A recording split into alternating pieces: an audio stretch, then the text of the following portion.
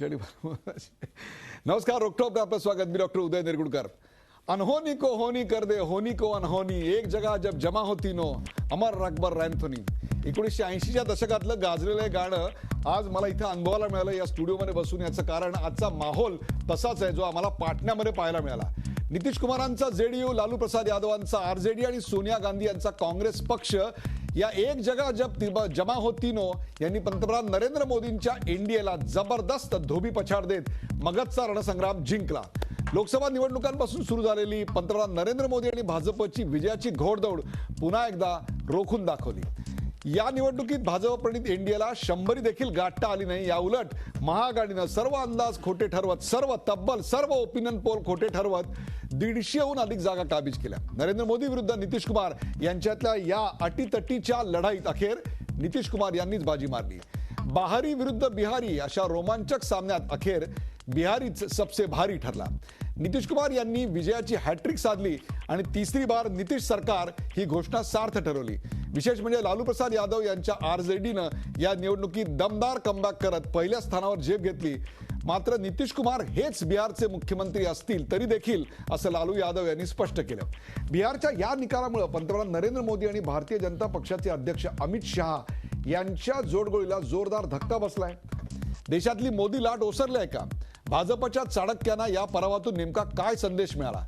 या निवडणुकीत बिहारी जनतेनं महाआघाडीला का स्वीकारलं आणि एनडीएला का नाकारलं? विजय नेमका कुणाचा झाला, नितीश कुमारांचा की लालू यादवांचा? आणि या निकालानंतर आता देशातल्या राजकारणाचे वारे देखील बदलणार का? यासारख्या असंख्य प्रश्नांचा वेध घेऊयात आजच्या खास रोकटोक कार्यक्रमात. नितीश जिंकले, मोदी हरले.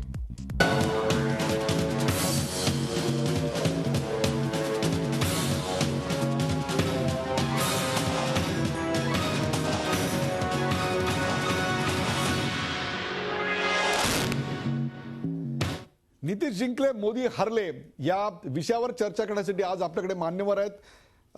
सर्वप्रथम स्वागत करूया डॉक्टर किरीट सोमय्या, भारतीय जनता पक्षाचे खासदार. डॉक्टर किरीट सोमय्या, किरीटजी स्वागत. हुसेन दलवाई, काँग्रेसचे खासदार. हुसेनजी आपलं स्वागत. शुभांगी खापरे, ज्येष्ठ राजकीय विश्लेषक. आणि प्रकाश बाळ जोशी यांचं देखील स्वागत. आणि बिहारहून आपल्या बरोबर आहेत झी पुरवैयाचे संपादक शिवपूजन झा. शिवपूजन झा, आपका भी स्वागत. शुरुआत आपसे करते हैं. जो पहला प्रश्न जो आपण आपल्या पडद्यावर पाहू शकता तो पहिला प्रश्न है, मोदी लाट ओसरली है का? मोदी लाट ओसरली है का? सीधा चलते हैं शिवपूजन झा जी के पास. शिवपूजन झा जी, पिछले 4 महीने से मैं देख रहा हूं आप लगातार दिन भर और रात भर जिस चुनाव की चर्चा कर रहे थे, जिसके लिए खून पसीना एक कर रहे थे, क्या मोदी का करिश्मा कम हो गया या निकल गया? क्या लगता है आपको शिवपूजन जी?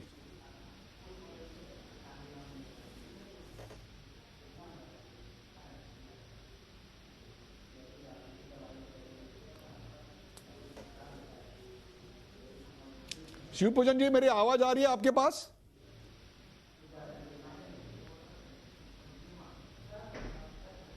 शिवपूजन जी,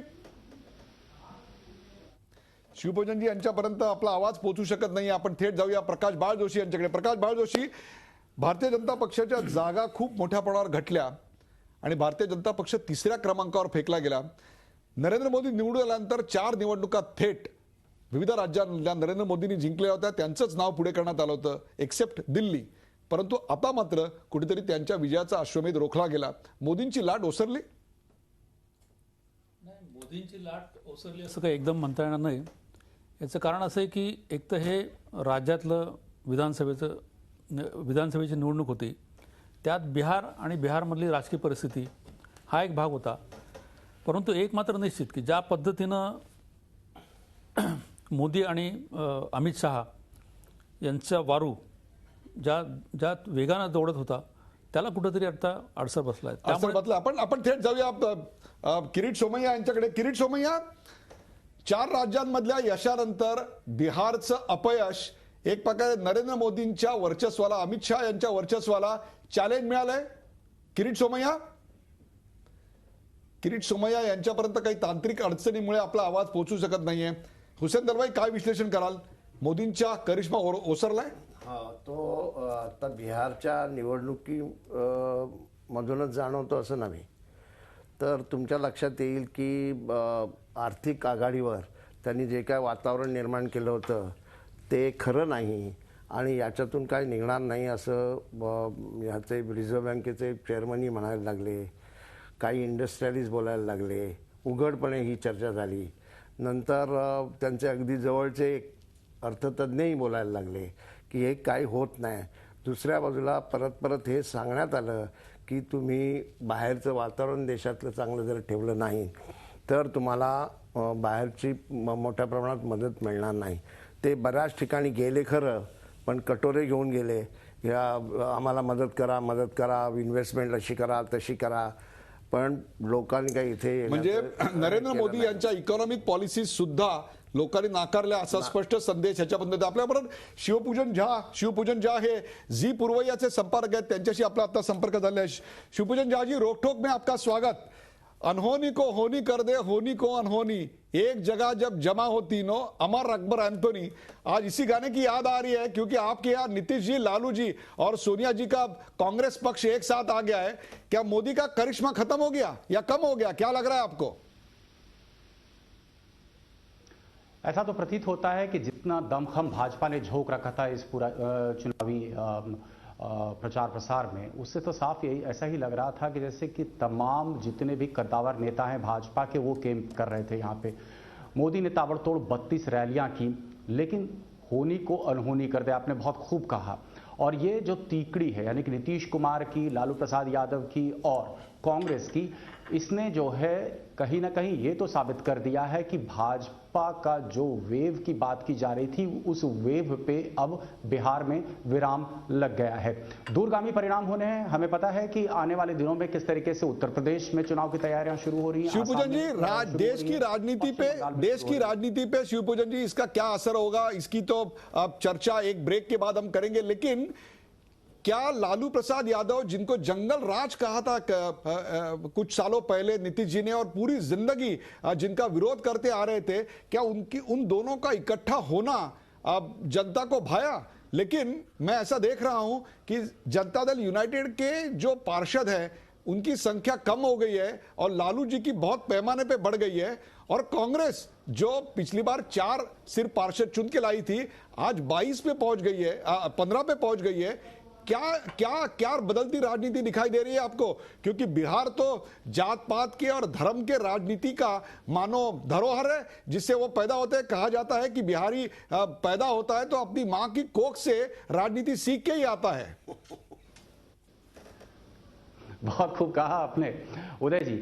देखिए, लोकसभा चुनाव के जब परिणाम आए थे तो कहीं ना कहीं मीडिया ने, कहीं ना कहीं जितने भी पॉलिटिकल एनालिस्ट हैं उन्होंने लालू प्रसाद यादव को राइट ऑफ कर दिया था. एक जबरदस्त कमबैक है लालू प्रसाद यादव के लिए और कहीं ना कहीं इस नतीजे ने इतना तो साबित कर दिया कि MY समीकरण लालू यादव के साथ आज भी इंटैक्ट है. लेकिन हमें समझने की जरूरत है कि जितने विट्रियोलिक ये तमाम पॉलिटिकल कैंपेन भाजपा के द्वारा चलाए गए तो उसमें कहीं ना कहीं कंसोलिडेट होता चला गया पूरा का पूरा वोट बैंक लालू प्रसाद यादव का. और जब आप कह रहे हैं कि स्ट्राइक रेट की बात आप कर रहे हैं तो निश्चित रूप में लालू प्रसाद यादव का स्ट्राइक रेट बहुत बेहतर है नीतीश की तुलना में. और इससे साफ यही जाहिर होता है कि जो core vote bank Lalu Prasad Yadav का था, जिसकी छवि हमने देखी थी लोकसभा चुनाव में भी, वो कहीं ना कहीं इंटैक्ट है लालू प्रसाद यादव के साथ ही. और तभी शायद इतनी जबरदस्त बढ़त लार्जेस्ट पार्टी के रूप में राजद उभरती हुई नजर आ रही है. कांग्रेस के लिए निश्चित रूप में एक संजीवनी के रूप में साबित हुए लालू प्रसाद यादव भी और नीतीश कुमार में भी. 90 के पहले का एक दौर होता था कि तकरीबन तमाम सीटों पर कांग्रेस काबिज हुआ करती थी. उसके बाद कांग्रेस को बैसाखी की जरूरत आन पड़ी. तो निश्चित रूप में कांग्रेस के लोग काफी खुश हो सकते हैं इस बात को लेकर के कि इस बार उनकी डबल डिजिट में कम से कम जो है टैली पहुंची है. और नीतीश के लिए एक बहुत बड़ा मौका है क्योंकि नीतीश ने अपनी तमाम रैलियों में विकास के मुद्दे को छोड़कर किसी अन्य मुद्दे को बिल्कुल नहीं टच किया. हमने देखा किस तरीके से लालू प्रसाद यादव या फिर नरेंद्र मोदी खुद तमाम दूसरे बातों पर चर्चा करते रहे. डीएनए का मुद्दा उछला, गौमांस का मुद्दा उछला, लेकिन जो बुनियादी मुद्दे हैं, जो पलायन की स्थिति है, ये तमाम चीजें हैं, इस पर कहीं ना कहीं इनको कोशिश की गई कि इसको कारपेट के नीचे धकेल दिया जाए. नीतीश जी अपने विकास के मुद्दे पर कायम रहे और कहीं ना कहीं पिछले 10 साल में जो भी काम हुआ था उसको भुनाने में वो सक्षम हुए हैं. किरीट सोमय्या आपल्या बरोबर आहेत. किरीट सोमय्या, आपल्याबरोबर हुसेन दलवाई, शुभांगी खापरे, प्रकाश बाळ जोशी आणि झी पूर्वयाचे संपादक शिवपूजन झा आहेत. जो पहिला मुद्दा आपण चर्चेला घेतलेला आहे तो मुद्दा असा आहे की मोदींची लाट ओसरली का. मोदी पंतप्रधानपदी विराजमान झाल्यानंतर 4 राज्यांमध्ये 5 राज्यांमध्ये निवडणुका झाल्या. त्यातलं फक्त दिल्ली वगळता इतर सर्व राज्यांमध्ये आपल्याला घवघवीत यश होतं. आपल्या काही इकॉनॉमिक पॉलिसीज होत्या, आपलं बजेट आलेलं होतं. या सगळ्यावर कुठेतरी नरेंद्र मोदी यांच्या नेतृत्वावर, यांच्या करिश्मावर कुठेतरी आता एक प्रकारचा अश्वमेध आपला रोखला गेलाय. बिहारी विरुद्ध बाहरी असाही एक वाद होता, त्याच्यावरही शिक्कामोर्तब झालंय. नेमकं आज काय घडलंय? मोदींची लाट ओसरली का? किरीट सोमय्या. नितीश कुमारचा विजय झाला आहे. मला असं वाटलं पाहिजे की आपण प्रत्येक निवडणूक किंवा कोणत्याही घटनेतून पॉझिटिव्ह जर शिकायचा प्रयत्न केला तर माझ्यासारखा माणूस यातनं हा विचार करतो की एका बाजूला बिहारमध्ये 5 वर्ष नितीश कुमारचं राज्य, नितीश कुमारचं मुख्यमंत्रीपद आणि यावेळी मतांचं विभाजन रोखण्यासाठी भारतीय जनता पक्ष विरोधात जे मुख्य पक्ष आहेत त्यांचं एकत्रीकरण आणि त्यामुळे याची जी तुलना करताना ते कोण कोणाविरुद्ध जिंकलं, कारण की जर तसं म्हणायला गेलं तर तो मूळ मुद्दा आपला आहे ना, त्याला नुकसान होतंय. मोदी पण विकासची बात करतात, नितीश कुमार पण विकासाच्या संबंधित कृती करतात. किरीट भाई, तोच तर मुद्दा आहे. तुम्ही 1.25 लाख कोटीचं पॅकेज दिलं, 1 रँक 1 पेन्शन दिलीत, महागाई भत्ता वाढवून दिलात. एवढंच काय तर तुम्ही स्कूटी देणार हे देखील मान्य केलं होतं मुलींना. परंतु त्या स्कूटीमध्ये पेट्रोल कोण टाकणार असा प्रश्न विचारल्यानंतर तुमच्या लक्षात आलं तुमच्या पक्षाच्या की पेट्रोल कोण टाकणार. मग तुम्ही सांगितलं पेट्रोलही आम्ही देणार आहोत. मग 16 वर्षाच्या मुलीला लायसन्स कसं मिळणार असा प्रश्न विचारल्यानंतर मग जाहीर केलं की नाही आपण लायसन्सची व्यवस्था करू. कुठेतरी प्रचाराचे पहिले 2 टप्पे, निवडणुकीचे पहिले 2 टप्पे होते, तिथपर्यंत तुमचा प्रचार असा एकसंध दिसत होता. त्यानंतर कुठेतरी तो विस्कळीत झाला, आरक्षणाचा मुद्दा आला आणि सगळंच वातावरण बिघडत गेलं आणि त्याच्यामुळे कुठेतरी तुम्हाला वेगवेगळ्या विषयामध्ये बोलावं लागलं आणि तुमचा पराभव झाला. किरीट सोमय्या. ही गोष्ट निश्चित आहे की आम्ही व्यवस्थित पराभूत झालो आहोत आणि पराभूत झालं तर ह्यातनं कशामुळे झालो याचं विश्लेषण तर होणारच, करणारच. आणि त्या विश्लेषणात आपण सांगितलेले मुद्दे पण येऊ शकतात. परंतु एकदम आता मतदानाचं रिझल्ट आलं, कुठल्या वक्तीत कोणत्या भागात किती मतं मिळाली, दुसऱ्यांना किती मिळाली, त्याचं व्यवस्थित विश्लेषण केल्यानंतर आपण सांगितलेले मुद्दे पण त्यातले काही खरे असू शकतात. आम्ही कमी पडलो, त्रुटी चुका, खरं त्याच्याशिवाय एवढा व्यवस्थित पराभव होत नाही. पण त्याचबरोबर समोर जे होते त्यांनी चांगला प्रचार केला, चांगली स्ट्रॅटेजी आखली, मतदानाचं विभाजन न होण्याच्या दृष्टीने त्यांनी आटोकाट प्रयत्न केले आणि त्याचबरोबर नितीश कुमारचं व्यक्तिमत्व पण उपयोगात आलं आणि मतांचं विभाजन न झाल्यामुळे लालू प्रसादच्या पार्टीला पण यश मिळालं. म्हणून या दोन्ही गोष्टी लक्षात ठेवाव्या लागणार. यात नितीश कुमार मोठे की मोदी मोठे, निवडणूक बिहार विधानसभेची होती म्हणून बिहारचं विश्लेषण करावं लागणार. किरीट सोमय्या, आपण सांगितलं किरीट सोमय्या, मुद्दे उपस्थित किरीट सोमय्या, बिहारसाठी मुख्यमंत्री, बिहारसाठी भारतीय जनता पक्षाला मुख्यमंत्री पदासाठी एकही चेहरा दिलेला नव्हता. त्याचबरोबर अपोजिशन जी होती, महागठबंधन होतं, त्यांनी नितीश कुमार हा चेहरा उभा केला होता. त्यामुळे लढाई जी झाली ती थेट नरेंद्र मोदी आणि नितीश कुमार यांच्यात झाली. त्याचा कुठेतरी तोटा आपल्याला बसला का? आणि अकेला चलो रे ही भूमिका 2013 सालपासून नितीश कुमार घेत आले, त्याचा त्यांना फायदा झाला का? किरीट भाई. आता आहे की दुसरा मुद्दा की नितीश कुमारचा अकेला चलो रे, तर यावेळी नितीश कुमारने अकेला चालवलं नाही. यावेळी नितीश कुमार, गेल्या वेळी नितीश कुमार भाजप बरोबर होते, यावेळी नितीश कुमारने लालू प्रसाद यादव काँग्रेसला बरोबर घेतलं आणि महागठबंधन नाव दिलं. भारतीय जनता पक्षाच्या दृष्टीने मोदी विरुद्ध नितीश कुमार हा मुद्दा नाहीये. हा, आपण सांगितलं की बिहारमध्ये जर भारतीय जनता पक्षाने मुख्यमंत्री पदासाठी कुठला तरी चेहरा प्रोजेक्ट केला असता तर फायदा झाला असता की नुकसान, याच्यावर चर्चा होऊ शकते. कारण काही जे मागच्या निवडणुका झाल्या तर मध्य प्रदेशमध्ये विधानसभेची निवडणूक झाली शिवराज सिंग चौहान, राजस्थानमध्ये वसुंधराजी, परंतु महाराष्ट्र आणि हरियाणामध्ये तथा पद्धतीने चेहरा ठेवला नव्हता तरी जिंकलो. दिल्लीमध्ये नव्हता चेहरा ठेवला, पराभूत झालो. म्हणून प्रत्येक निवडणुकीत विश्लेषण त्या राज्याची निवडणूक म्हणून करावं लागणार आणि पराभवातून धडा घ्यावा लागणार. Correct, बरोबर. आपण एक पॉइंट येणार कदाचित. किरीट भाई, भारतीय जनता पक्षाचा किरीट भाई, आपले जे सहयोगी पक्ष आहेत महाराष्ट्रातले, आता आपण महाराष्ट्राबद्दल बोललात म्हणून म्हणतोय, शिवसेनेने सांगितलंय, संजय राऊत यांची प्रतिक्रिया आहे की महानायक आहेत, नितीश कुमार महानायक आहेत, बिहारची गरज आहे, निवडणुका या नेत्यांच्याच नावावर लढल्या जातात, म्हणजे हा पराभव कोणाचा आहे हे आपल्या लक्षात आलं असेल. आणि नेत्यांची भाषा आणि विनम्रता या दोन गोष्टींबद्दल त्यांनी टोले लगावलेत. आणि त्याहीपेक्षा महाराष्ट्रात जर आता निवडणुका झाल्या तर त्याचे निकाल देखील बिहारपणेच लागतील, हेही ते सांगायला विसरलेले नाही आहेत. काय सांगाल आपण? आपल्या सहयोगी पक्ष विरोधी पक्षापेक्षा जास्त तिखट टीका करताना दिसतोय. म्हणजे जे सगळं हुसेन दलवाईनी बोलायला पाहिजे होतं ते हुसेन दलवाई बोलत नाहीयेत, तर ते आता शिवसेनाच बोलतेय. विनम्रता दाखवलीच पाहिजे. म्हणून मित्र असो, जोशी किंवा आपण समीक्षक असो, सगळ्यांच्या बोलण्यातून आम्ही निश्चितपणे शिकायचा प्रयत्न करतो. चांगली गोष्ट. आता दुसरी गोष्ट, नितीश कुमार महानायक आहे, कमाल आहे. व नितीश कुमारच्या नेतृत्वात विजय झालाय म्हणून नितीश कुमार नायक तर निश्चित आहे. त्याला महानायक म्हणा, महामहानायक म्हणा, प्रत्येकाची आपली आपली भाषा शैली असू शकते. दुसरी गोष्ट, महाराष्ट्रात निवडणुका झाल्या त्यावेळी पण भाजप शिवसेना वेगवेगळ्या पद्धतीने लढलं. आता भारतीय जनता पक्षाच्या दुप्पट जागा आल्या म्हणून भारतीय जनता पक्षाचा मुख्यमंत्री आला. म्हणून मुद्दा असा आहे की प्रत्येक राज्याची निवडणुकीच्या आधारावर तिथला विजयींना सलामी देणं हे आपली संस्कृती आहे. ते जर शिवसेनेने आपला भाषा शैलीत व्यक्त केली असेल तर ते योग्यच आहे. आपण शुभांगी खापरे यांना विचारूया. शुभांगी खापरे, एक प्रकारे ही नरेंद्र मोदी यांच्या करिश्म्यावर आणि अमित शहा यांच्या राजनीतीवरची बिहारी जनतेनं केलेली थेट कॉमेंट आहे.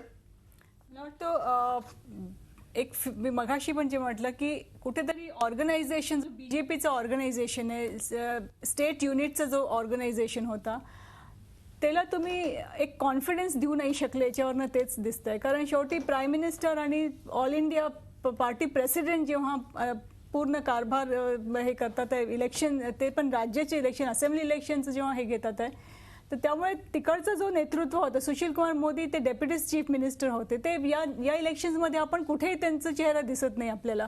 आणि ते नितीश कुमार बरोबर ते डेप्युटी सीएम असताना ऍक्च्युली त्यांची इमेज जास्त चांगली होती आणि त्यांच्या ऍडमिनिस्ट्रेशनमुळे नितीश कुमारला तो मायलेज मिळाला होता मागे 5 वर्ष 10 वर्ष. आणि त्यांना तुम्ही अगदी साईडलाईन केलं आणि साईडलाईनच नाही केलं तर हे पण एक तिकडचं जो युनिटमध्ये एक विस्परिंग कॅम्पेन होता की आता यांना मुख्यमंत्रीपद नाही मिळणार. तर हा जो एक अनसर्टनिटी तुम्ही तिकडे ठेवली, तर मोदीजी असेल किंवा अमित शहा असेल, तुम्ही जो स्टेट युनिटला कॉन्फिडन्स बिल्डिंगचा जो एक्सरसाइज करायला पाहिजे होती. रायव्हल्स तुमचे आरजेडी आणि नितीश कुमार वगैरे हा तर नेक्स्ट भाग आहे, पण आपल्या ऑर्गनायझेशनमध्ये तुम्ही कितपत त्यांना कॉन्फिडन्स देऊ शकले, किती त्यांचं सहयोग घेऊ शकले, तो एक मला वाटतं कुठेतरी डिस्कनेक्ट याच्यातनं दिसतोय आपल्याला. आणि म्हणून ते करेक्टिव्ह मेजर्स त्यांना मध्ये 3rd फेजमध्ये त्यांनी मोदीजींची रॅलीज कमी केली आणि ते लोकल नेतृत्वाला तिकडे वाढवायला सुरुवात केलं. पण by then it was too late.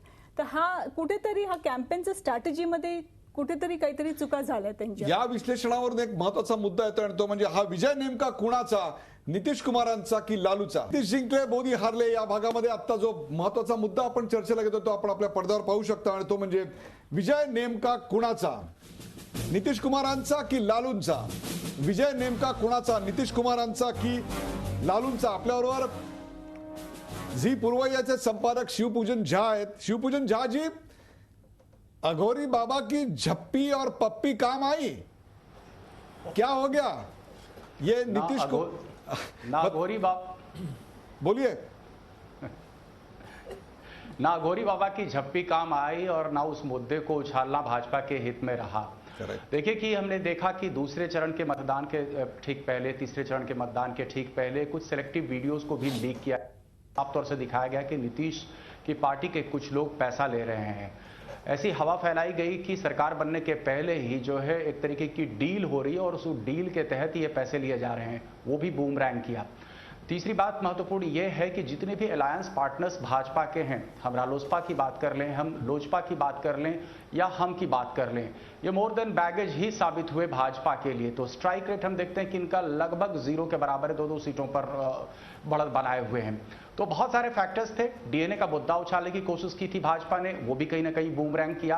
तो 3 बातें जो अहम इस चुनाव में निकली वो ये दाल, दलित और दादरी, ये तीनों मुद्दे भाजपा के खिलाफ गए, कपल्ड विथ मोहन भागवत जी का बयान आरक्षण को लेकर।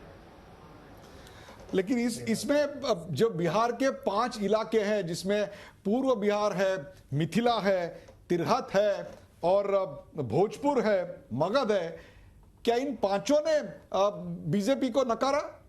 क्या कहीं पे बीजेपी को आज भी उम्मीदें कायम थी या बीजेपी ने अपना महत्व जमा लिया? जैसे कि मिथिला हो या तिरहत हो या भोजपुर हो, लोकसभा का जब चुनाव हुआ था तो लगभग सभी की सभी सीटें जीती थी, एक आध दूसरा शायद छूटी हो वहां से। देखिए, लोकसभा चुनाव के ठीक विपरीत परिणाम आए हैं इस चुनाव में, और जब पूरे नतीजे आते हैं तो फिर निश्चित रूप में समीक्षा का विषय होगा कि आखिर बिहार का कौन सा ऐसा प्रांत है जिसने भाजपा को एक बार फिर से जो है मौका देने का सोचा। लेकिन जो स्थिति अभी सामने आ रही है उदय जी, उससे साफ यही प्रतीत हो रहा है कि तकरीबन पूरे बिहार ने एक तरीके से भाजपा को नकारा। नरेंद्र मोदी जी की ताबड़तोड़ रैलियां हुई, 1,65,000 करोड़ का पैकेज की घोषणा करने की कोशिश की। यह कहा गया कि डबल इंजन लगेगा बिहार के विकास में, केंद्र में भी भाजपा की सरकार, राज्य में भी भाजपा की सरकार, लेकिन ना तो वो डबल इंजन का फॉर्मूला ही काम हुआ। अंततः जमीनी हकीकत क्या हुई? जमीनी हकीकत यही है कि MY समीकरण एक बार फिर से लालू जी को सत्ता के बेहद करीब ले आया। जिन लोगों ने उनको राइट ऑफ कर दिया था वो सोचने को बाध्य है कि यहां पर जाति समीकरण बहुत अहम भूमिका निभाता है चुनावों में, और हुआ आखिरकार वही। हमने ये भी देखा कि किस तरीके से पोलराइज करने की कोशिश की गई थी। जब मोहन भागवत जी का बयान आया था उसके बाद नरेंद्र मोदी जी ने लगातार अपनी रैलियों में यह कोशिश की थी कि नीतीश जी चाहते हैं और लालू चाहते हैं कि 5% आरक्षण जाति विशेष से छीन करके वो दूसरे समुदाय को दे दें, यानी कि वो मुस्लिम को दे दें। इस तरीके के भाषण के क्लिप्स भी जो है उसे पब्लिक किया गया, लेकिन शायद वो भी बूमरैंग किया। और जितना भी आक्रामक भाजपा हुई उसने मदद किया कहीं ना कहीं नीतीश के वोट बैंक को कंसोलिडेट करने में और लालू के वोट बैंक को कंसोलिडेट करने में। जो एग्रेसिव वोटिंग हमने देखी इनके पक्ष में, वो एग्रेसिव वोटिंग भाजपा के पक्ष में जाती हुई नहीं दिखी। शिवपूजन जी, क्या कारण है, क्या राज है? 15 पिछले टाइम थे, बहुत कम हो गए इस बार, और लालू प्रसाद यादव जो पिछली बार बहुत कम थे अब बहुत आगे बढ़ गए हैं। मतलब सबसे बड़ी पार्टी वो आ रही है। निश्चित रूप में लालू जी की पार्टी जो है वो सबसे बड़ी पार्टी के रूप में उभर रही है। स्ट्राइक रेट काफी अच्छा है, और हमने लोकसभा चुनाव के परिणाम में भी देखा था कि उनके वोट प्रतिशत में किसी भी तरह से कोई गिरावट नहीं हुई थी, बल्कि अगर हम आकलन करें तमाम पार्टियों के, पूरी देश की पार्टियों का, तो शायद यही एक जो है रीजनल पार्टी है जिसके वोट प्रतिशत में बावजूद मोदी लहर के हल्का इजाफा देखने को मिला था। इस चुनाव ने फिर से एक बार साबित कर दिया है कि उनका जो MY समीकरण का फॉर्मूला है वो उनके लिए काम करता है। इस बार फिर काम किया। नीतीश जी की छवि काफी अच्छी थी, और कहीं ना कहीं नीतीश जी को जो वोट मिले हैं या नीतीश जी की पार्टी को जो वोट मिले हैं वो नीतीश जी की छवि को लेकर के है, और पिछले 10 साल का जो कार्यकाल है उसको लेकर के हुआ है। लेकिन गौरतलब है कि 10 साल में तकरीबन 7.5 साल भाजपा भी नीतीश जी के साथ थी, सरकार में साझेदार थी, लेकिन भाजपा ने खुद को भी अलग किया और कहीं ना कहीं नीतीश ने भी भाजपा को दूर रखा उस क्रेडिट को जो है हथियाने से। जो भी स्क्रैच से शुरुआत हुई थी, जो भी विकास हुआ था बिहार में, उस क्रेडिट से भाजपा को पूरी तरह से दूर रखा। आड़े हाथों लेने की कोशिश की गई बार बार नीतीश जी को। लालू प्रसाद यादव को कहा यह जा रहा था कि दोनों जो है एक डिविसिव फोर्स को नीतीश जी साथ लेकर के, जंगल राज की जिनके नाम को लेकर के संज्ञा दी जाती थी, उसको साथ लेकर के आएंगे तो शायद वोटर्स छिटक सकते हैं, लेकिन ऐसा नहीं हुआ उदय। वोटर्स इंटैक्ट रहे इनके, और तभी हम देख रहे हैं कि इस तरीके से चौंकाने वाले परिणाम सामने आ रहे हैं। दलवाई साहेब, मगाशी तुम्ही बोलत होतात ते MY समीकरणांबद्दल, विशेषतः मुस्लिम आणि यादव यांची जी मतं आहेत ती कुठेतरी लालू आणि नितीश कुमार यांच्या भोवतीच फिरताना दिसत आहेत। त्यातला काही भाग, विशेषतः सीमांचलाचा काही भाग काँग्रेसच्या पारड्यात जाताना दिसतोय। जातीपातीवरच अजूनही मतदान होत आहे बिहारमध्ये? असं त्याच्यात एक गोष्ट लक्षात घ्या, या संबंधामध्ये पॉलिटिकल अनालिस्ट जे आहेत त्यांनी हे स्पष्ट केलेलं आहे आधीपासूनच की आपल्याकडे जात हा त्या पार्टीचा एक मोठा हा आहे पाया आहे. त्याच्या अनुषंगानं म्हणजे काडर ज्याला म्हणतात ते काय असं विचाराने सगळं काडर बनतं असं नाही. उदाहरणार्थ महाराष्ट्रामध्ये मराठा समाज जर काँग्रेसबरोबर असेल तर ते काँग्रेस, मग दलित आणि मुस्लिम हे सपोर्टिव्ह असतात. तिथे कसं झालं आहे, तिथे महाराष्ट्रातली परिस्थिती वेगळी आहे. म्हणजे महाराष्ट्र म्हणजे संबंध देशात महाराष्ट्रामध्ये जसं एक जात मोठ्या प्रमाणात आहे तशी इतर ठिकाणी नाही, पण तिथे 14-15% हे आहेत यादव समाज आहे आणि 15%च्या वर मुस्लिम समाज आहे. ह्याचं कुठेतरी त्यांनी एकत्र ते आणण्याचं काम लालूंनी केलं आणि त्याचं मुख्य कारण असं आहे, अडवाणींना त्याने आत टाकलं ना त्या संबंध त्यांच्या रॅलीच्या समस्तीपूर त्याच्यातून त्यांचं इतकं हे वाढलं पॉप्युलरिटी की आजही फारसं मुसलमानांसाठी काही न करताना त्यांना असं वाटतं दंगे झाले नाहीत.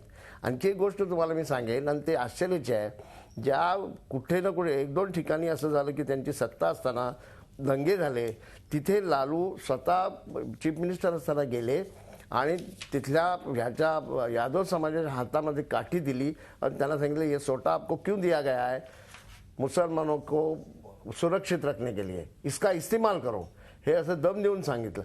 त्याच्यातून ही एकजूट ग्रामीण भागामध्ये जी झालेली आहे ना त्यांनी तो अजून ते राखलेला आहे, हे लक्षात घ्या.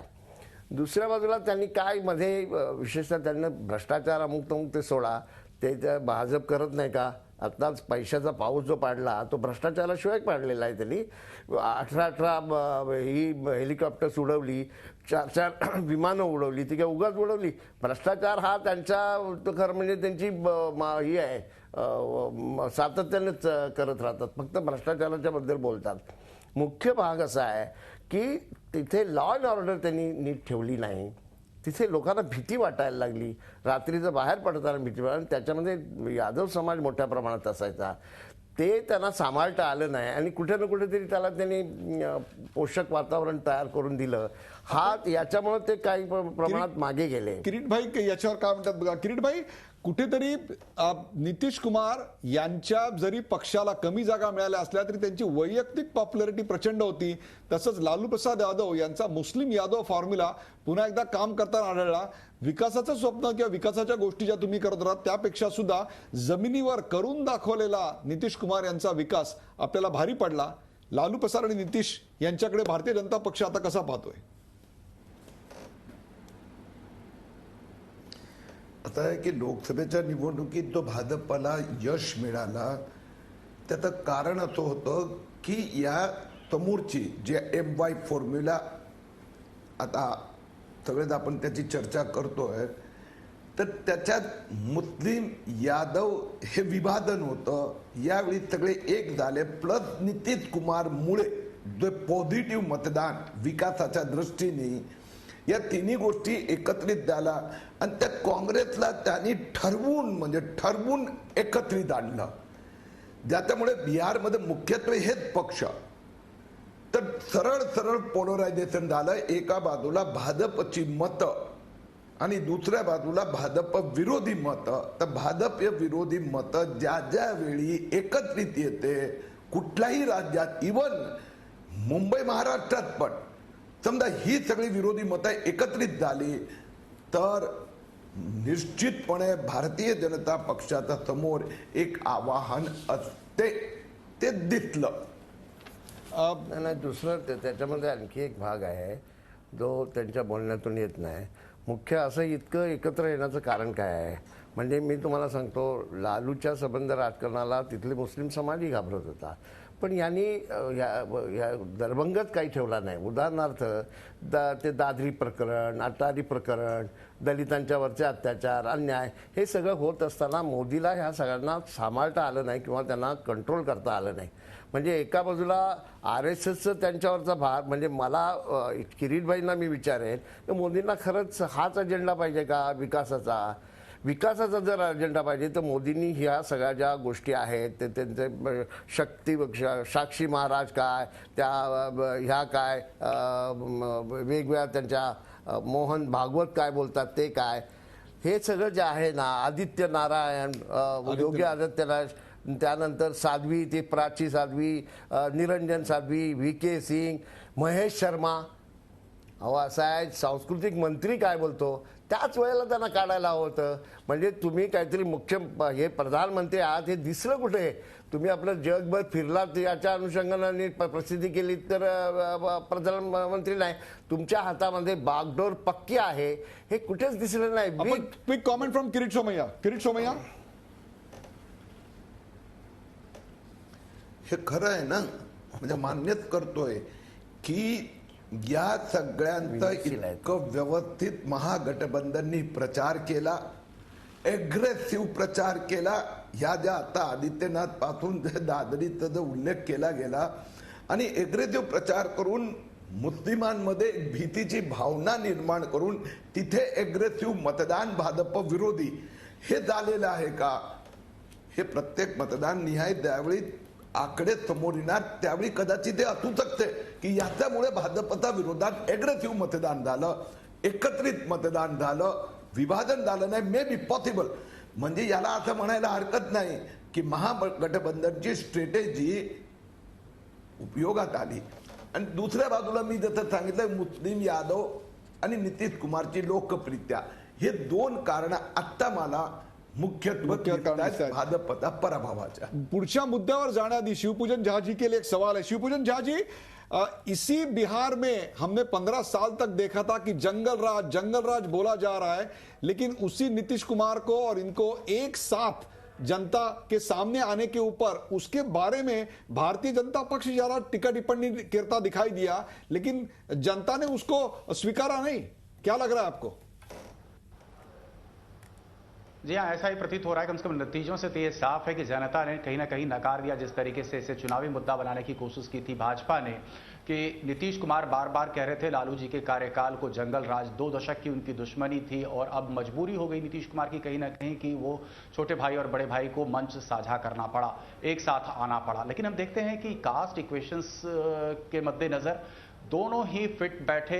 कयास ये भी लगाया जा रहे थे कि शायद नीतीश के वोटर्स जो है लालू के साथ आ जाने से वो छिटक सकते हैं, भाग सकते हैं, या फिर यादव जो है नीतीश के साथ आ जाने से यादव छिटक सकते हैं. लेकिन ऐसा होता हुआ कहीं पे भी नहीं दिखा.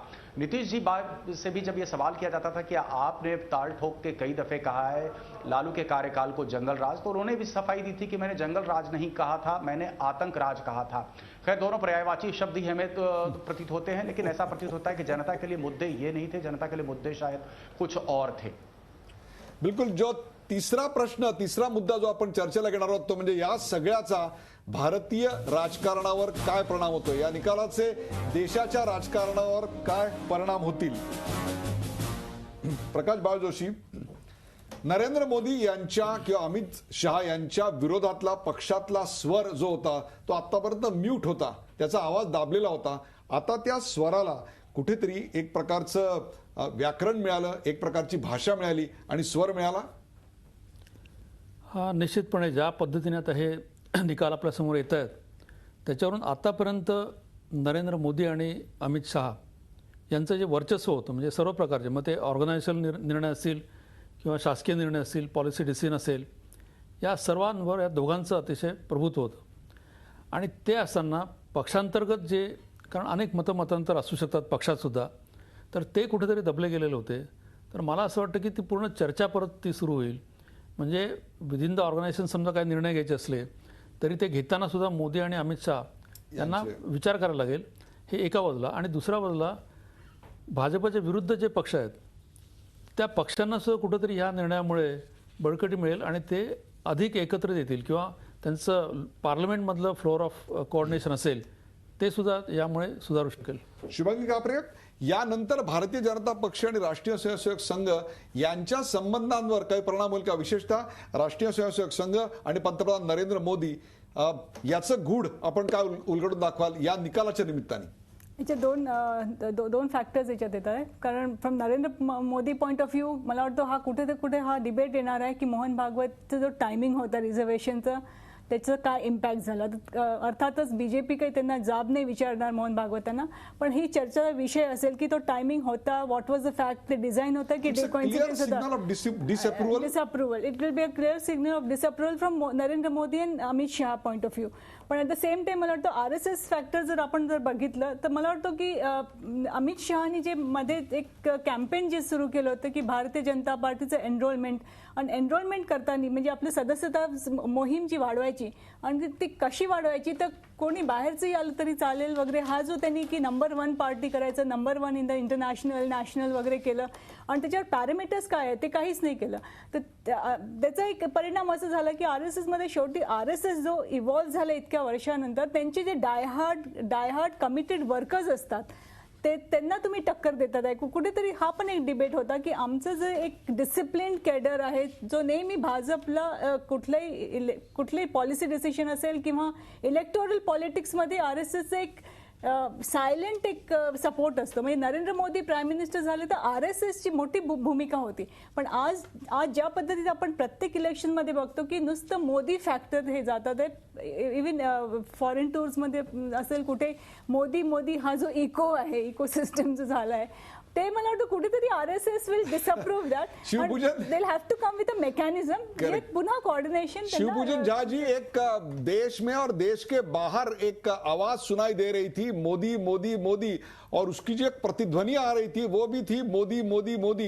क्या इस ध्वनि और प्रतिध्वनि में अब अंतर पड़ने वाला है? इस चुनाव के नतीजों का भारतीय जनता पार्टी, नरेंद्र मोदी और भारतीय जनता पार्टी और RSS के ऊपर क्या असर पड़ता आपको दिखाई दे रहा है? मोदी मोदी मोदी की चर्चा थोड़ी सी म्यूट होगी और भाजपा के बहुत सारे ऐसे नेता जो म्यूट मोड में थे शायद वो ज़्यादा वोकल हो जाएंगे. यानी कि आने वाले दिनों में अमित शाह और नरेंद्र मोदी की जोड़ी को बहुत बहुत एडवर्सिटी वो फेस करना है. ऑपोजिशन और काफ़ी आक्रामक होगा, और जो इन्होंने सपना संजोया था कि राज्यसभा में कम से कम सीटें हम बढ़ा सकेंगे, ऐसा प्रतीत हो रहा है कि अभी हाल में ये दिखेगा नहीं. दूरगामी परिणाम होने हैं और इसकी शुरुआत बिहार से हो गई है. जो बाकी राज्यों में चुनाव होने हैं वहाँ पे भी इनकी नज़र थी. शायद ये उम्मीद संजोए हुए थे कि बिहार के परिणाम अगर पक्ष में होंगे तो बाकी राज्यों में भी अच्छा परफॉर्म कर पाएंगे, लेकिन निश्चित रूप में रिथिंकिंग मोड में भाजपा को जाना पड़ेगा, इंट्रोस्पेक्शन मोड में जाना पड़ेगा, और पूरी स्ट्रेटेजी जो है नए सिरे से वो निर्धारित करनी पड़ेगी. लेकिन डेफिनेटली मोदी मोदी मोदी थोड़े से म्यूटेड हुए, और जो भाजपा के अंदर जो थे थोड़े बहुत ऐसे सुर उभर रहे थे बार बार, वो म्यूटेड मोड से थोड़े वोकल हो जाएंगे. किरीट सोमय्या, विश्लेषक असतील, विरोधक असतील, सर्वच जण एकाच गोष्टीचा उल्लेख करतायत, ते म्हणजे भारतीय जनता पक्षामधल्या मोदी स्वराला आता आकार मिळेल, आणि त्यापेक्षा नरेंद्र मोदी आणि राष्ट्रीय मोदी हे या देशाला सापडलेलं प्रखर नेतृत्व आहे. पण त्याचबरोबर मोदी जेवढं काम करतात, मोदी जेवढे विनम्र आहेत, जनतेशी जोडून घेतात, ते आम्हा सगळ्यांना, बाकी मंत्र्यांना आणि बाकी नेत्यांना तेवढं काम करावं लागणार, परफॉर्मन्स दाखवावं लागणार, विनम्रता. मला असं वाटतं की या सगळ्यात मोठा महत्वाचा मुद्दा विनम्रता, अनुशासन. एक ठिकाणी एका भाषेत एक जण बोलणार, दुसऱ्या ठिकाणी बोलणार, तिसऱ्या ठिकाणी बोलणार, मग चौथ्या दिवशी ते शब्द मागे घेणार. अनुशासन. मला असं वाटतं की या सगळ्या गोष्टी करेक्शन जे लोकसभेत या नव्हता, कुठल्याच गोष्टी नव्हता, सगळे एक होतं, एक सूर होता, एक नेता होता, आणि सगळे आपली सगळी ताकद पणाला लावून बसले होते. मला काही काही वेळी भीती वाटते की 15 महिन्यात आम्हा लोकांमध्ये जमिनीपासून आम्ही वर चालायला लागलो आहोत की काय, याचा भारतीय जनता पक्षाच्या नेत्यांनी विचार करावा लागणार. नाही, किरीटबाईंना मी खरंच त्यांचं अभिनंदन करेन. त्यांनी ज्या पद्धतीनं विनयशील संबंधी मांडणी केलेली आहे, आणि हेच खरं म्हणजे बऱ्याच लोकांच्या डोक्यामध्ये आहे की किती अहंगडणं असावा. एक प्रवक्ते असं मला सांगत होते, मी म्हणालो की काँग्रेसला मधल्या काळामध्ये थोडीशी मस्ती आली होती, तर ते म्हणाले काय म्हटलंय, 68 सालानंतर आली ना, आम्ही अजून सत्तेवर पण, म्हणजे महाराष्ट्रात सत्ता आली नव्हती, तिकडे आली होती, 6 महिने झाले होते, म्हणाले आत्ताच आमच्या लोकांना इतकी मस्ती आली की काय विचारून सोय नाही. म्हणजे ही विनम्रता जी असते ना, शेवटी काँग्रेसमध्ये एक आहे, सत्ता जशी मिळेल तसतसं ते वाकत जातात, जनतेकडे बघत जातात. आणि यांनी इतका गोंधळ घातला. मला तुम्हाला महत्वाचा प्रश्न ज्याच्यावर मी सगळ्यांची मतं घेणार आहे ती म्हणजे नरेंद्र मोदींच्या विरोधातलं राष्ट्रीय नेतृत्व म्हणून यापुढे नितीश कुमारांकडे पाहिलं जाईल का? शुभांगी खापरे. येस, नितीश कुमारचं एनडीए मध्ये पण असताना जेव्हा अटल बिहारी वाजपेयींचा जो काळ गेल्यानंतर एनडीए मध्ये पण Nitish Kumar as a possible probable candidate as prime minister म्हणून त्याही वेळेस बोललं जात होतं 2004च्या इलेक्शनच्या वेळेस. अर्थात त्यावेळेस अडवाणींचं वॉज अ फ्रंट रनर, पण त्याही वेळेस Nitish Kumar could be an alternative as a moderate face आणि अलायन्सला ॲक्सेप्टेबल होणार असं. तर त्यामुळे नितीश कुमार आणि आता ज्या स्टेचरवर तो इलेक्शन जर आपण बघितलं मोदी वर्सेस नितीश कुमार एकदम डायरेक्ट झालंय, तर Nitish Kumar as a probable candidate national लेवलसाठी सुटेबल आहे. आपण कसं पाहता प्रकाश बाळ जोशी? कारण नितीश कुमार हे नरेंद्र मोदींवर भ्रष्टाचाराचे आरोप नाही, तसेच नितीश कुमारांवर नाही. दोघांनाही सुशासनाची भाषा बोलता येते, किंवा सुशासन राबवण्यामध्ये एक प्रकारचं यशस्वी मॉडेल. इकडे जर गुजरातचं समोर आलं ज्याच्यावर अनेक प्रकारचे प्रश्नचिन्ह आहेत, परंतु बिहारमधल्या मॉडेलवर आम्हाला प्रश्नचिन्ह दिसत नाहीत. त्याचबरोबर आत्ताची गरज म्हणून देशाची मोदी विरोधाची एकत्र येण्याची गरज म्हणून एक आयकॉन, एक पोस्टर बॉय, एक लीडर पाहिजे. तो नितीश असू शकतात. हो, निश्चितपणे नितीश कुमार जे आहेत ते अशा पद्धतीनं या येत्या कालखंडामध्ये एक आयकॉन म्हणून पुढे येऊ शकतात. आपण जर बघितलं तर नरेंद्र मोदींनी तो मार्ग सुकर केलेला आहे. म्हणजे राज्याच्या पातळीवर काम करून मुख्यमंत्री होऊन ॲडमिनिस्ट्रेशनचा अनुभव, राजकीय अनुभव घेऊन मग पुढे दिल्लीत जाणं, त्या पद्धतीनं आता जर निकाल नितीश कुमार यांच्या बाजूने लागले तर ते सुद्धा तिसरी टर्म मुख्यमंत्री म्हणून पूर्ण करतील. आणि त्याचबरोबर देशाच्या राष्ट्रीय पातळीवर सुद्धा जे काही राजकारण आहे त्याच्यात त्यांचा निश्चितपणे मोठा सहभाग राहील आणि एक अल्टरनेटिव्ह म्हणून ते समोर येऊ शकतात. नीतीश कुमार के बारे में शिवपूजन झा जी क्या कहेंगे? क्या नीतीश मोदी विरोध का एक अपना स्वर माना जाएगा? क्या मोदी विरोध के लिए देश भर में एक्सेप्टेबल होने वाला एक नेता कोई है तो एक बिहारी बाबू, एक नीतीश कुमार को माना जाएगा? क्या लग रहा है आपको? बहुत खूब कहा आपने, और उसकी शुरुआत शुरू हो गई है जब तमाम नेता, ऐसे नेता जो भाजपा विरोधी कहे जाते हैं, वो ट्वीट कर रहे हैं, वो फोन पे बधाई दे रहे हैं नीतीश कुमार। लेकिन हम देख सकते हैं कि जिस तरीके से वीपी सिंह इमर्ज किए थे, एक रैलिंग पॉइंट बन गए थे तमाम एंटी कांग्रेस पार्टियों के लिए, शायद वैसी स्थिति उभर सकती है। और ऐसी कवायद की बार बार नीतीश जी ने भी कई दफे कहा था कि समाजवादियों को एक मंच पे लाएंगे, देशव्यापी एक आंदोलन भाजपा के खिलाफ वो छेड़ेंगे। उसकी कवायद ऐसा प्रतीत हो रहा है कहीं ना कहीं शुरू हो चुकी है, और नीतीश एक मोर एक्सेप्टेबल फेस है, मॉडरेट फेस है। ये खुद भाजपा के लोग भी मानते आए हैं, कई दफे उन्होंने खुद जिक्र किया है इस चीज का।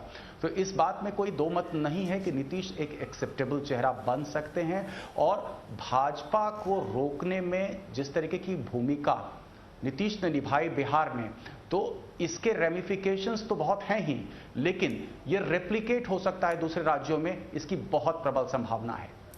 एक आखिरी सवाल शिवपूजन झा जी, अब की बार की दिवाली बिहार में कैसे मनाई जाएगी? मुझे लगता है मॉडरेट दिवाली होगी नीतीश जी के तरह ही। लेकिन गौरतलब है कि नतीजे जैसे शुरुआती रुझान आने शुरू हुए तो उसमें कुछ बढ़त भाजपा को दिखी थी। उसी वक्त पटाखे और आतिशबाजी शुरू हो गई थी भाजपा दफ्तर में, और एकाएक वो कहाँ गुम हो गई किसी को नहीं पता। तमाम वो लोग जो जश्न मनाने के लिए जुटे हुए थे गांधी मैदान में, वहां से कैसे निकल गए किसी को नहीं पता, और धीरे धीरे वो जश्न का माहौल बगल में ही जदयू ऑफिस है वहां चला गया। तो निश्चित रूप में दिवाली नीतीश जी के घर, लालू प्रसाद यादव के घर जबरदस्त धूमधाम से मनने वाली है, और जितने भी भाजपा के नेता हैं वो मुझे लगता है उनके लिए दीपावली इस बार की फीकी हो गई। प्रेक्षक, मगधचा हा रणसंग्राम देशाच्या राजकारणाची दिशा बलवून टाकणारा निकाल असणार आहे, यात काही शंकाच नाही। कारण याच बिहारच्या निकालानं नरेंद्र मोदी विरोधकांना एक स्वतःचा असा स्वर मिळाला आणि मोदी विरोधकांचा आवाज आता बुलंद होणार, यात काही शंका नाही। नंदकुळाचा नाश केल्याशिवाय शेंडीला गाठ बांधणार नाही अशी प्रतिज्ञा ज्या मगध भूमीत चाणक्याने केली, त्याच भूमीत भाजपच्या चाणक्यांची व्यूहरचना सपशेल अपयशी ठरली। याउलट बिहारी जनतेची नस ओळखणारे नितीश कुमार आणि लालू प्रसाद यादव हे एकमेकांचे हाड वैरी आता मित्र बनले आणि त्यांचे आडाखे यशस्वी ठरले. या दोघांमधून खरं तर विस्तवही जात नव्हता, पण राजकारणात कधीच कुणी कुणाचा कायमचा दुश्मन किंवा कायमचा मित्र नसतो. किंबहुना शत्रूचा शत्रू तोच आपला मित्र, या न्यायानं नितीश आणि लालू एकत्र आले आणि पुढचा सगळा इतिहास आज दिवसभर आम्ही आपल्यासमोर मांडत होतो. बिहारच्या या निकालाकडे देशाचंच नव्हे तर परदेशातल्या मंडळींचं आणि त्याहीपेक्षा गुंतवणूकदारांचं देखील लक्ष लागलं होतं. कारण जगभर सध्या ब्रँड मोदीचा डंका वाजत असताना बिहारच्या निकालानं त्याची चमक काहीशी फिकी केली, एवढं मात्र नक्की. याआधी दिल्लीतल्या शहरी मतदारांनी भाजपला नाकारलेलं होतं. आता बिहारमधल्या ग्रामीण जनतेनं देखील भाजपला धोबी पछाड दिलाय. हा पराभव मोदी आणि अमित शहा यांच्या जोडीला चांगलाच जिवारी लागणार आहे, यात काही शंका नाही. मग महागाई असेल, तूरडाळ असेल, दादरी असेल आणि त्याहीपेक्षा 15 महिन्यात आलेली सत्तेची गुर्मी असेल, ज्याच्याबद्दल अनेकदा बोललं गेलं, हे सगळं भाजपला चिंतनात टाकणारं एवढं मात्र नक्की. त्यामुळे चिंतनाची गरज भाजपला आत्ता या क्षणी आहे. याचं कारण 2016 मध्ये आसाम, केरळ, पॉंडेचेरी, तामिळनाडू, पश्चिम बंगाल या 5 राज्यांच्या निवडणुका आहेत आणि त्याच्यानंतर उत्तर प्रदेशच्या निवडणुका आहेत. याच सर्व राज्यामध्ये भारतीय जनता पक्षाला 5-4 वर्षापूर्वी फारसं यश मिळालेलं नाही. त्यामुळे येणारा काळ हा नरेंद्र मोदी, अमित शहा आणि भारतीय जनता पक्षाचे नेते आणि कार्यकर्ते यांच्यासाठी कसोटीचा काळ असणार आहे, एवढं मात्र नक्की. रस्ता संपला, आता घाट सुरू झाला, एवढाच या निकालाचा अन्वयार्थ. मगध ही भूमीच अशी आहे की जहां मां की कोख से बेटा राजनीति सीख के पैदा होता है. इस बिहार की जनता ने राजनीति देश को फिर से एक बार सिखा दी. या कार्यक्रमात सहभागी झाल्याबद्दल सर्व मान्यवरांचे आभार. ताज्या बातम्यांसाठी पाहत राहा झी 24 तास. रहा एक पाऊल पुढे. झी 24 तास रहा एक पाऊल पुढे.